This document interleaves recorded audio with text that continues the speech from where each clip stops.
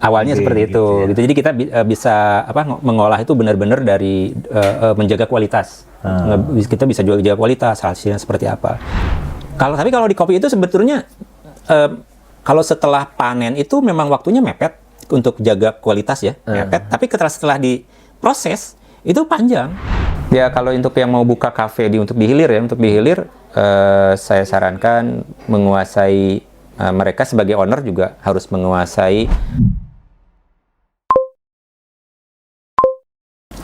Oke, jumpa lagi pemirsa dengan podcast 77. Berbicara masalah kopi, orang banyak menikmati kopi di hilir ya. Bagaimana berbagai seduhan dengan berbagai teori dan menikmatnya. Tapi sebenarnya kopi itu panjang prosesnya ya.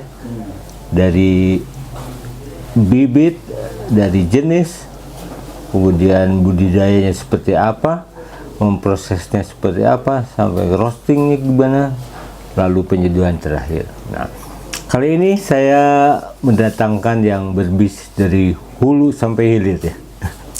Berpengalaman. Selamat datang Mas Romansyah. Gitu. Tepuk tangan dong teman-teman. Kabar baik nih? Alhamdulillah baik. Tapi begeng betul. Diet. Di kopi. Ya. Gimana Pak Rahman? Awal mula pahlawan terjun ke dunia perkopian ya dari hulu ya, misalnya Dari jarang ya hulu ya. Karena kita berangkat dari cita-cita besar awalnya untuk bisa ekspor green bean gitu. Woi. Makanya kita berarti dari hulu kan, harus menguasai dari hulunya. Lalu awal 2015 ya kita cari-cari lokasi gitu. Terus dapat itu 2016 lah ada lokasi di kawasan Malabar. Kita pengenalan ke petani di sana karena kan nggak terjun langsung, jadi hanya di pengawasan, terus sistem kayak plasma gitu ya. Kita kerja dengan petani yang nanam kopinya, nanti kita proses pasca panennya gitu. Tapi kita ada modal untuk pembibitan di awal, ada pembibitan, terus ada juga pemeliharaan sampai kopi itu bisa sampai menghasilkan, sehingga dia nanti bisa si penghasilannya bisa untuk balik lagi ke kebun untuk di perawatan seperti itu. Konsepnya seperti itu sih awalnya. Tetapi dalam perjalanannya ya ternyata yang namanya bekerja sama dengan nggak gampang orang lain, dengan petani ya tidak gampang juga. Belum lagi setelah ya mungkin itu salah satu kesalahan kita juga, bahwa kita tidak di awal-awal tidak menguasai di penanaman yang baik gitu ya. Penanaman yang baik seperti apa gitu. Terkoreksi itu setelah kita turun modal, terus sudah berjalan, lalu kita waktu itu sempat ngambil kelas untuk di budidaya, kita ke Puslit Koka yang di Jember. Waduh salah ternyata. Gitu. Tapi ya sudah seperti itu ya, untuk perbaikan juga. Learning by doing ya. Learning by doing akhirnya. Dari buka lahan ya? Ada. Jadi ada yang lahan baru, terus ada juga yang lahan dari yang sudah existing juga ada waktu kesana itu. Terus ada juga semacam konservasi lah awalnya. Jadi si lahan yang sayuran itu kita tanamin kopi gitu. Ya cuman dalam perjalanannya ketidaksabaran petaninya akhirnya balik lagi jadi ke sayuran lagi. Ada satu lahan saya sampai tanam 3 kali gitu kan. Karena dengan kegagalan, terus pas udah tumbuh bagus, petaninya nanam sayuran di sekitarnya, yang akhirnya malah kan ada obat untuk mematikan itu, akhirnya kena ke itu juga, akhirnya mati seperti itu. Jadi di ketinggian berapa? Lebih dari 800 ya? 1000. Kita boleh klaim mungkin untuk Jawa Barat bisa lahan tertinggi 1850 mdpl sampai 2000-an ada. Gitu waktu penanaman itu. Buahnya kecil tapi ya kalau untuk hasilnya sih untuk rasa bagus ya, cuman untuk rendimen tinggi, terus buahnya juga nggak sebanyak di dataran optimum yang kisaran 1200 sampai 1500, beda. Jadi tadi alasan mengambil keputusan dari hulu ke hilir tuh agar bisa ekspor. Awalnya Oke, seperti itu, gitu ya. gitu. Jadi kita bisa mengolah itu benar-benar dari menjaga kualitas. Kita bisa jaga kualitas, hasilnya seperti apa. Terus namun dalam perjalanannya kita juga akhirnya kita bikin warung kopi, kita bikin kedai itu untuk lebih ke QC ya, untuk quality control langsung oleh penikmat itu seperti warung apa. kafe ya, bukan warung Ya, AC ya. ya kafe lah gitu. Tapi kan skalanya kecil gitu. Pakai 2 mesin lah ukurannya. Udah pakai mesin espresso sih, udah pakai mesin espresso gitu. Oke. Kita sempat buka di Bandung tuh ada 3, di Banjaran, Geger Kalong, sama di Braga waktu tahun 2017 gitu. Terus ada di Krukut juga. Nah, kalau bicara petani yang budidaya kopi itu sebenarnya ada berapa jenis petani sih? Ada yang katanya ada petani pemburu hibah, ada petani beneran. Ya kalau untuk kita sendiri sih, kita kerjasama dengan petani di sana, itu mah benar-benar petani yang memang jadi ke kopinya sampingan akhirnya. Ya. Sampingan karena fokusnya ada di sayuran gitu. Ya, terus tapi ada juga yang memang ada yang fokus di kopi, tapi dia memang lahannya tidak begitu luas, tapi dia fokus hasilnya lumayan dan sampai sekarang masih eksis. Yang tadi yang petani yang barengan sama sayuran, kopinya malah sudah tidak ada. Ini yang fokus di kopi sekarang lagi bagus-bagusnya. Cuman memang untuk tahun ini untuk Jawa Barat itu mungkin hampir untuk Jawa Barat ya, karena teman-teman juga sama lagi ada gagal panen lah. Jadi produksinya itu turunnya lebih turun dari tahun sebelumnya. Ya pengaruh cuaca. Jadi kita sebutnya itu ada cuacanya kemarau basah. Jadi untuk menjaga konsistensi kualitas ya, misalnya berarti di samping cuaca tadi terus kalau untuk di kopi itu ya kompleks ya yang mempengaruhi ke cita rasa itu. Pertama mungkin dari jenis kopinya, varietasnya, terus dia ditanam di lahan ketinggian berapa, naungannya apa, terus tanaman-tanaman sekitarnya apa. Udah seperti itu nanti ke proses pasca panennya seperti apa, di mana itu pengaruh juga. Naungan itu bisa mempengaruhi ke rasa ya? Oh ya, bisa pengaruh ke rasa, terus ke tumbuh juga, ke pertumbuhan juga. Ada kopi aroma rasa buah kayak gitu, ada rasa. Nah ini kan kalau sekarang itu ada yang di proses pasca panen itu ada yang sudah mulai yang lagi rame-rame infuse ya, di infuse dengan rasa buah-buahan. Jadi si buah-buahannya tuh memang sangat-sangat kerasa kayak leci kayak apa. Tapi ya kemarin sempat masih jadi perbincangan juga gitu. Jadi sudah tidak natural lagi gitu rasa yang dihasilkannya itu. Itu kita yang ngedrive rasanya. Sementara dan terakhir itu yang pakai infuse itu untuk klasifikasi dari itu belum masuk untuk diuji kompetensinya belum itu. Lagi ke yang pakai infuse pakai rasa-rasa buah itu. Sebenarnya kalau secara natural kita bisa menemukan rasa buah-buahan lokal kita yang tergantung dari naungannya itu ya, naungan, terus proses pasca panen di mana. Ada kayak kan dulu sempat ada nangka, terus ada citrus, ada yang jeruk-jeruk itu yang sering banyak ditemukan. Terus ada banana sempat ramai juga kan itu. Misalnya kita bagi pembicaraan ya, yang sektor hulu dulu ya. Ya. Masalah budidaya itu kan dari tadi dibilang bahwa ada tergantung varietas, jenis pohonnya, ketinggiannya, naungannya ya. Iya, banyak sekali. Apa gitu. Dan itu standar si buyer ya, atau petani asal tanam aja bener-bener. Ya kalau untuk yang kita di hulu sih sebetulnya karena kebetulan untuk di Jawa Barat itu banyaknya kan di lahan perhutani kan. Dan kita harus menjaga hutannya. Jadi memang lingkungannya kita dengan lingkungan yang ada kita tanam seperti itu. Kita jaga hutannya juga. Terus kita tanam di sela-sela pohon tegakan yang sudah ada seperti itu. Kan ketinggian 1.800 itu wilayahnya perhutani ya? Ya, itu udah bawahnya kan perkebunan ya? Ada wilayah, di bawahnya itu ada PTMN biasanya. Sejauh mana sih petani bisa memperoleh hak mengelola kebun di daerah petani? Dulu tuh ada yang sebutnya PHBM ya, pemanfaatan hutan bersama masyarakat. Itunya biasanya per lokasi tersebut ada di kawasan mana, itu dikerjasamakan dengan LMDH, Lembaga Masyarakat Desa Hutan. Gitu. Yang ya intinya hutan tersebut harus bisa memberikan manfaatnya ke warga desa di sana. Sehingga waktu itu saya juga memanfaatkan petani yang sudah ada di sana, yang dari wilayah desa itu yang mengelola kebun kita itu, seperti itu.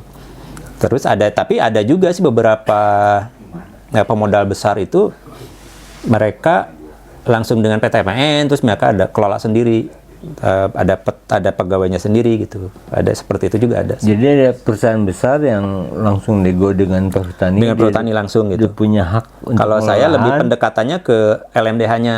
Kita LMDH-nya. Kelompok tani ya? Iya, kelompok tani. Kelompok tani di dalam LMDH berarti. Kalau kelompok tani kan lebih kecil. Karena di LMDH itu ada beberapa kelompok tani juga. Seperti itu. Minimum berapa mereka mau, sehektar, 2 hektar?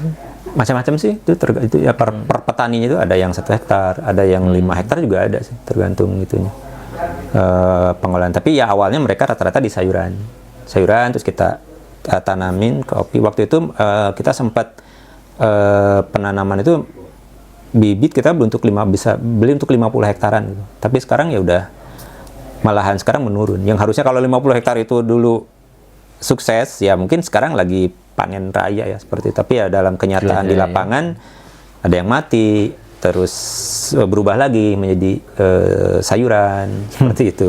Ya kita nggak bisa kontrol juga sih. Juga ya? Ya itu berhubungan dengan mereka. Pengen dia dapat uang cepat ya ganti aja gitu. Meskipun kita rasakan ya di sayuran itu ya fluktuatif harganya juga. Sekarang tuh ceri lagi mahal-mahalnya, padahal kalau ada barang ya. Iya. Sekarang ceri sempat jadi kalau 20.000 per kilo gitu. Petani kan kadang juga perlu uang cash ya, dia nggak bisa nahan lama-lama. Nah itu biasanya jadi dia ada uang untuk di sayuran. Jadi ketika panen kopi itu udah dapat ini aja, dapat apa? dapat hadiah ini dapat. Gitu. Jadi iklim itu sangat berpengaruh ya? Sangat dengan itu sangat berpengaruh iklim. Bisa panen menurun hasilnya, harga ya karena lagi akhirnya kan supply dan demand ya. Kalau supply sedikit, demand tinggi ya harga ya naik juga, tinggi juga. Saat ini kondisinya gimana Pak Rahmat? Banyak kebun yang berubah kan? Ya sekarang hampir di itu turunnya drastis, penurunan hasil panennya itu akhirnya harganya cukup tinggi. Itu sempat di kawasan Ciwidey itu kan 20.000 sampai 22.000 per kilo. Kalau untuk kawasan saya yang di itu kalau misalkan ada hampir sama juga, tapi rendimennya beda. Kita hanya kalau di dataran tinggi itu paling bisa dapatnya hanya 10% nanti. Jadi dari segi harga mungkin ke green bean, dari cherry ke green bean itu hanya jadi 10%. Kalau 20.000 aja udah sekitar 200.000, jatuhnya 200.000 per kilo, belum biaya operasional, biaya pengolahan. Jadi sebenarnya yang menentukan keberhasilan panen kopi itu jamin bibitnya bagus, pupuk, kompleks ya. Sebetulnya kalau pas kita sudah terjun dan kita coba petakan, ya pertama pemilihan bibit, terus pola penanaman awal, awal-awal kita menyediakan lahan buat penanaman, gitu, persiapan lahan. Nanti setelah itu pemeliharaan. Itu 2 tahun itu udah panen ya? Di tahun ketiga biasanya. Tahun ketiga udah mulai belajar panen itu, udah mulai berbuah. Nah sekarang kita bicara pasca panen ya? Pasca panen ya. Kalau petani-petani itu mengolahnya untuk bisa, kan macam-macam ya, ada natural, pengolahan itu ada full wash. Sebenarnya sih kalau untuk di petani itu dia biasanya sampai dia panen gelondongan ya, panen cherry, lalu kita lempar ke kita di processing. Nah kita yang proses, kita ada untuk saat ini kalau saya sendiri ada untuk baru 3 pengolahannya, natural, honey sama full wash. Terus ada lagi kemarin kita coba bikin yang natural fermented yang kita ya, atau disebut juga yang orang menyebutnya wine coffee seperti itu. Sebetulnya ada juga yang paling banyak yang itu memang dibutuhkan biasanya untuk ke Medan itu lebih banyak itu di semi wash atau wet hull. Dia permintaan pasar ya, menginginkan banyaknya proses apa? Yang saat ini yang paling banyak itu semi wash sama wet hull. Wet hull, semi wash sama full wash itu yang paling banyak. Karena itu paling cepat. Bisa jelasin proses setiap tahapan proses itu, mungkin ada pemirsa yang pengen tahu natural itu seperti apa kan? Pertama itu yang sangat sederhana itu ya dengan proses natural. Jadi kopi yang dikeringkan dengan kulitnya, gitu, dengan cerinya kita keringkan langsung. Tapi sebelumnya ada biasanya ada sortasi ya, sortasi. Pertama sortasi biji hijau, terus sortasi rambangan. Jadi kalau yang rambang itu biasanya itu bijinya kopong. Itu kita pisahin. Jadi kita olah yang di bawah. Yang kalau natural kita ambil, kita tiriskan, lalu kita jemur sampai kering. Nah, setelah kering, kadar air kisaran 11-12% untuk green bean ya kita huller. Jadilah green bean. Nah, setelah green bean itu kita sortir lagi kan, karena biasanya ada di green bean tersebut masih ada yang cacat gitu, cacat green bean, ada kuku kambing. Biasanya karena proses mesin itu ada kuku kambing, ada kuku kambing itu yang pecah gitu kan, terus kalau ada black bean, ada biji hitam gitu seperti itu kita pisah juga. Ya. Nah itu yang natural ya. Terus ada yang honey. Kalau honey itu setelah masa sortasi rambangan itu dia masuk ke mesin pulper. Mesin pulper lalu dikeringkan dengan gula yang masih nempel di kulit tanduknya. Nggak habis banget ya. Maksudnya di pulpernya di pulper itu pecah kulit. Tapi kalau yang mau ke green bean huller namanya. Jadi kita pulper pecah kulit lalu kita keringkan dengan kondisi gulanya itu masih nempel di kulit tanduk. Nah, nanti perubahan gula biasanya itu tergantung dari perubahan dari warna gula.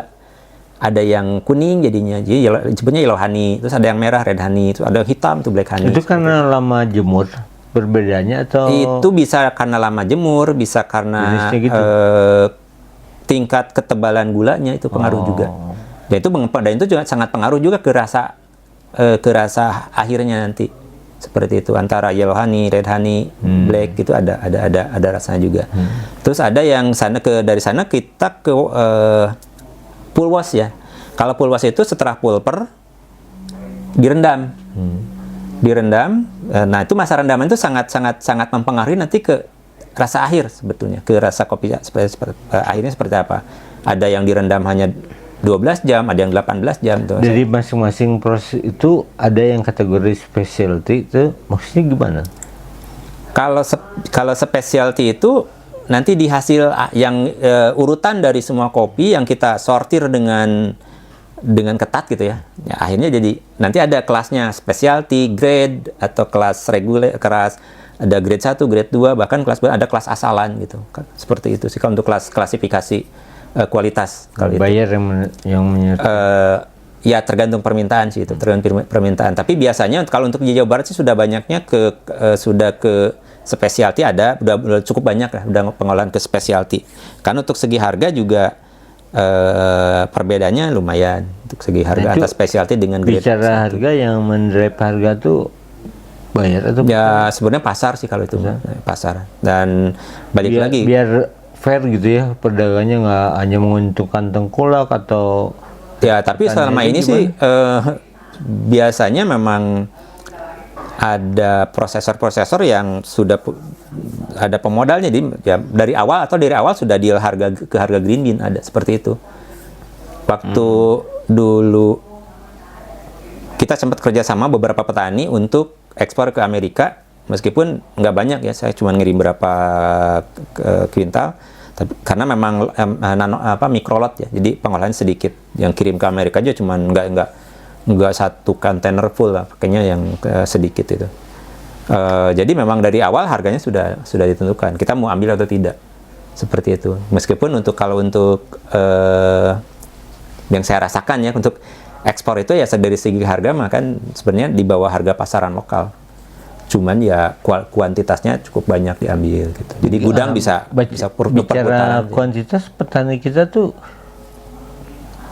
banyak mengatakan bahwa kualitas itu bagus kopinya tuh. Tapi ya, kalau ada permintaan kuantitas, kalau untuk Jawa Barat tuh ya kuantitas masih bisa dicukupin ya. Bisa, belum. Jadi akhirnya biasanya bareng-bareng gitu. Jadi kumpulin baru bisa kirim banyak.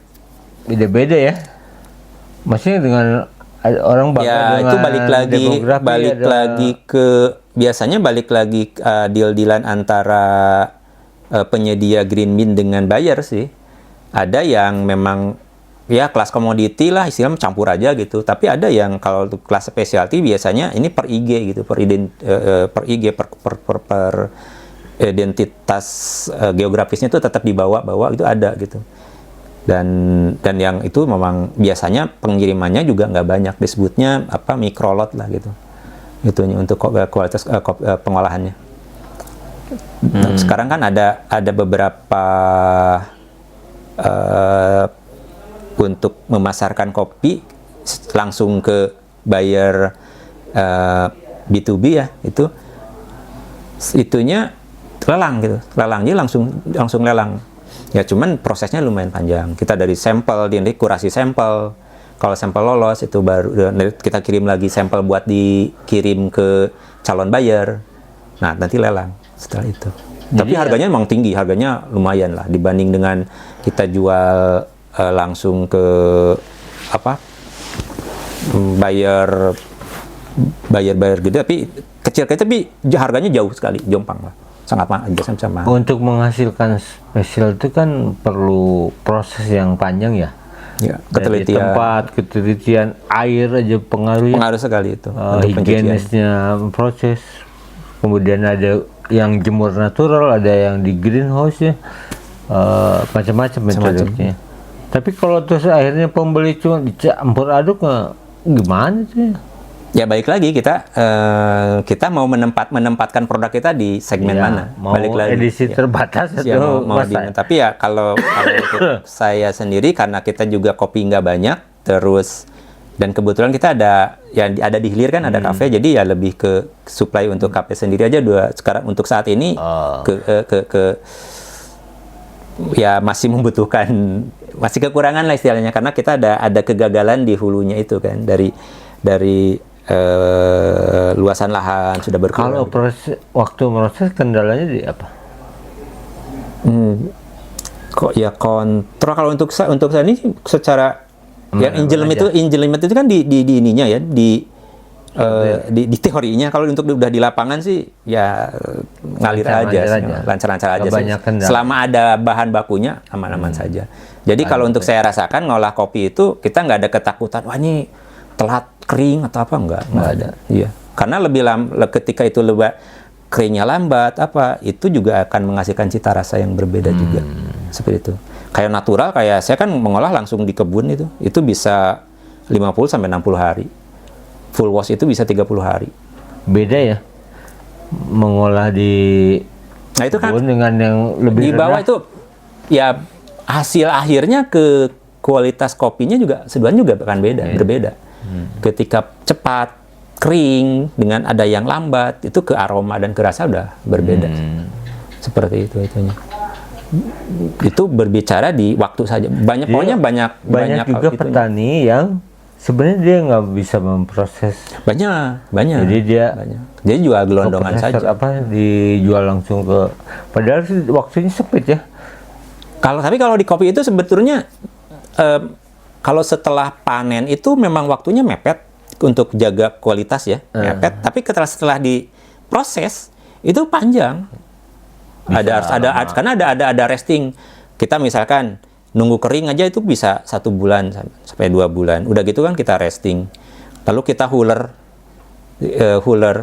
sortir ini. Kita resting lagi sebelum kita roasting. Setelah roasting kita resting lagi. Lebih ini sih. Untuk menjadi green Untuk bean menjadi aja, green bean belum biasanya. nanti proses roasting. Nah, proses kita bicara hilir roasting itu. nih ya. Iya sih.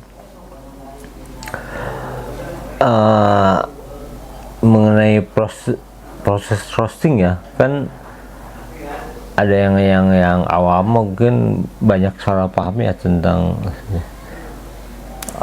misalnya gimana sih rasa yang medium, roasting asak teuing yang biasanya yang Ya, apa ya, sebenarnya kan profiling itu ya, yang gimana? profile roasting juga biasanya tergantung peruntukannya juga, tergantung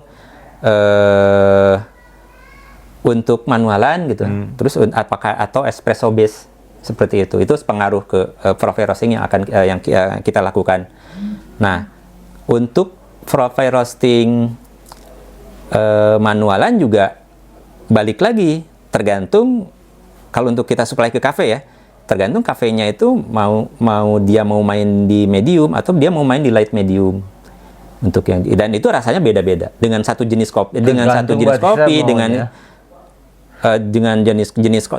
satu olahan pasca panen dengan satu jenis kopi nih, dengan profil roasting yang berbeda akan menghasilkan rasa yang berbeda juga. Nah, sekarang roasting itu kan macam-macam nih. Ada yang manual pakai kompor ya dengan yang itu teknik itunya, ada alatnya, mesin roasting yang 5 kilo drum ya. Drum. Ada yang hot air. Nah, coba jelasin Pak Rahman. Kalau yang sangat tradisional itu kan digongseng ya, pakai ke gerabah. Ada yang ke gerabah, ada yang dari tanah atau ada yang dari ketel kan, dari ketel itu kan, dari ketel bahan hancuran itu.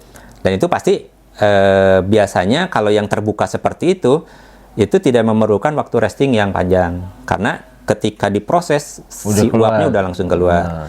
Terus ada yang di drum kan. Kalau untuk di drum memang dia ada biasanya ada itu membutuhkan waktu resting setelah jadi roasted itu untuk mengeluarkan gas-gas yang masih terperangkap. Makanya ada diputar. Ya, didinginkan itu, tapi setelah itu juga nggak bisa langsung diseduh biasanya, karena itu harus resting dulu sampai gas-gasnya yang ke-trap. Nah, itu tergantung profile roasting juga. Ketika lebih light ke antara yang light medium, yang dark roast, atau itu beda juga waktu masa restingnya untuk mendapatkan cita rasa terbaiknya itu. Terus ada yang hot air itu biasanya emang kapasitas, kalau sekarang sih udah banyak hot air yang kecil-kecil ya, kapasitas cuma 200 gram, 100 gram. Tapi yang saya tahu yang buat komersial itu kapasitasnya besar. Biasanya minimumnya yang kayak di Cimenteng aja itu minimumnya itu 15 kilo gitu kan. 15 kilo. Tapi waktunya pendek memang. Waktunya bisa hanya 6 menit. 6 menit itu udah biasa. Kopi itu hot air itu gimana sih itu bajunya? Kalau saya lihat masih sebenarnya ada drum juga sih di sana itu, cuman dia speednya itu kencang. Jadi si kopinya melayang. Si kopinya sekitar terlempar, dan udara di dalam chambernya itu kan sudah panas kan. Udaranya dipanaskan dengan burner. Jadi burnernya nembak ke itu. Sekarang itu kalau nggak salah kemarin saya ke sana, Pak Asep itu lagi bikin yang kapasitas 60 kilo. Untuk produk ya 60 kilo kita rakit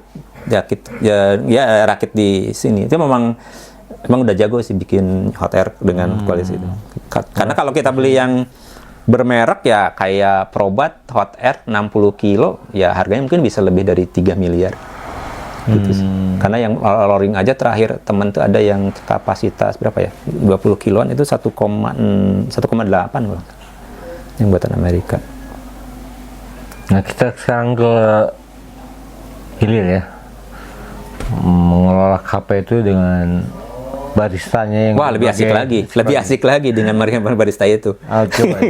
Karena kita banyak menghadapi pendekar kopi ya. Iya, selain kita harus nge-manage pegawai kita juga, banyak barista yang semi pendekar juga gitu. Jadi kita punya standar, tapi mereka punya standar sendiri ya, itu juga. Nah, sekarang kita jelasin dulu ya.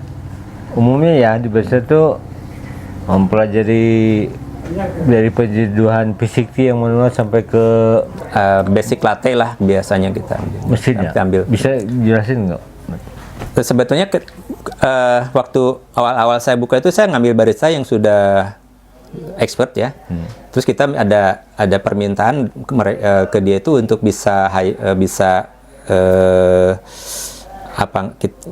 untuk bisa ngelatih rekan-rekannya gitu, karena dan saya kasih tahu bahwa mereka belum mengenal tentang kopi gitu ya, tentang pengolahan kopi, latte art tapi kita ngasih kesempatan si bar itu memang jadi laboratoriumnya untuk latihan gitu. Akhirnya ya alhamdulillah mereka bisa dan saya dari satu orang barista itu akhirnya saya bisa menghasilkan beberapa barista untuk jaga di kafe-kafe yang lainnya, yang kebetulan waktu itu ada 3 atau 4 sama yang dikerukut gitu. Nah, perilaku yang berkunjung ke kafe itu, nah itu macam-macam sih. ada yang lifestyle gitu ya, cuman gayaan, ada yang memang bener penikmat kopi ya gitu. Kalau umumnya gimana? Kalau yang banyak itu, kalau untuk saat ini ya, ada yang memang orang yang eksplor kopi, ada yang memang hanya untuk memenuhi kebutuhan kafein, ada yang memang dia ngopi tren aja gitu, kayak ke fancy kopian, kayak ke kopi susuan gitu. Meskipun sekarang udah mulai rame ke americano ya, banyak yang pesan americano, tapi masih pakai perasa gitu, rasa-rasa buah si americanonya. Seperti itu. Jadi ada tambahan sirupnya. Ada juga mungkin yang hanya mau stay di cafe kita, menikmati wifi-nya dan seperti itu ada. Kalau saya sendiri sih yang kebetulan kita punya warung yang kecil, kita buka warung di garasi. Kita ngambilnya lebih ke apa ya? Temanya itu lebih ke kayak nasi padang rumahan ya, yang kita belanja sendiri, diolah sendiri, kita jual sendiri. Jadi memang saya langsung terjun sendiri sama istri. Kita lebih ngejarnya take away. Kita menyediakan meja kursi ada sih untuk yang nih kalau yang di Cafe Magma nih ya. Kan trennya anak-anak sekarang tuh masih minuman apa ya, gaya ya, nggak ya, banyaknya masih ke kopi manis banget lah gitu. Kopi manis, kopi enak ya. Nah menurut Kang Rohman, tren ke depan tuh yang seperti apa tuh Bang? Untuk ya kalau ke masanya ini balik lagi nanti ke kebutuhan. Sebetulnya kalau kita mau kebutuhan mereka sudah ngerti dan bahwa kopi sehat seperti apa ya, mungkin lagi ke kopi-kopi kan 2 tahun ke belakang tuh ramai ya, orang buka kedai kopi, punya kafe atau apa dengan macam-macam baristanya, ada yang sekolah, ada yang otodidak ya. Itu kan otomatis penjualan juga meningkat ya, dan bagi petani dia menyediakan. Tapi sekarang petani nggak signifikan juga yang saya rasakan, karena kita juga di petani juga gitu ya. Ya, kafe banyak, penjualan petani sedikit. Kalau untuk Jawa Barat sih sebenarnya kalau untuk penjualan mah kopi mah gampang-gampang aja. Karena memang kebutuhan cukup tinggi ya itunya untuk kebutuhan. Cuman untuk segi harga ya belum begitu. Ya kayak sekarang juga ketika harga mahal karena supply and demand, terus orang malah nahan beli juga. Nah kalau di hilir nih sekarang jadi kan warung-warung kopi juga banyak tutup ya sekarang. Yang buka baru banyak, tutup juga ada banyak gitu. Seimbang. Gitu. Terus sekarang tuh sebenarnya ada banyak home brewing ya, jadi mereka nyeduh di rumah banyak seperti itu. Dengan peralatan kopi, bahkan mesin-mesin kopi espresso yang kecil sekarang kan sudah terjangkau. Kita bisa dapat mesin. Kalau misalnya lihat dari ukuran nih, kafe seimbang ya, pertumbuhan ada yang turun, ada yang naik mungkin ya, ada yang buka baru. Nah, kan bisa diukur dari penjualan para petani. Pak Rohman juga ikut asosiasi para petani ya, bisa obrol penjualannya tahun ini ya meningkat atau menurun. Yang untuk tahun ini kalau untuk penjualan mah ya stok mereka pada sedikit sih intinya mah, mereka kan gagal panen itu. Jadi harga lumayan tinggi untuk saat ini, ada kenaikan. Cuman ya ada anomali gini nih, ada anomali untuk saat ini. Di satu sisi cherry mahal, tapi ketika sudah jadi green bean, kenaikan green bean nggak sesignifikan dari kenaikan cherry. Terus Bahkan ada ya ujung-ujungnya kan supaya uang itu muter ya harganya di harga modal pembelian cherry. Capek gawe. Iya. Ya, itu. Nah, saya juga tahun ini kayaknya nggak beli cherry, kita beli green bean aja udah. Gitunya. Untuk ya kita berhitung ekonomi juga kan. Karena kalau kita ngolah dengan harga 20.000 cherry, anggaplah rendimen 10%, berarti kan 200.000 itu belum dengan harga biaya pengolahan kan. Sementara kita bisa dapat olahan full wash untuk saat ini bisa dapat di harga 150.000. Nah sekarang kalau dengan fluktuasi seperti itu ya, fluktuasi produksi, proses, kemudian penyeduhan ya tadi aja. Kira-kira nasihat apa Pak Roman bisa berikan bagi mungkin para muda yang mau berbisnis ya, baik di hulu maupun ke hilir kan?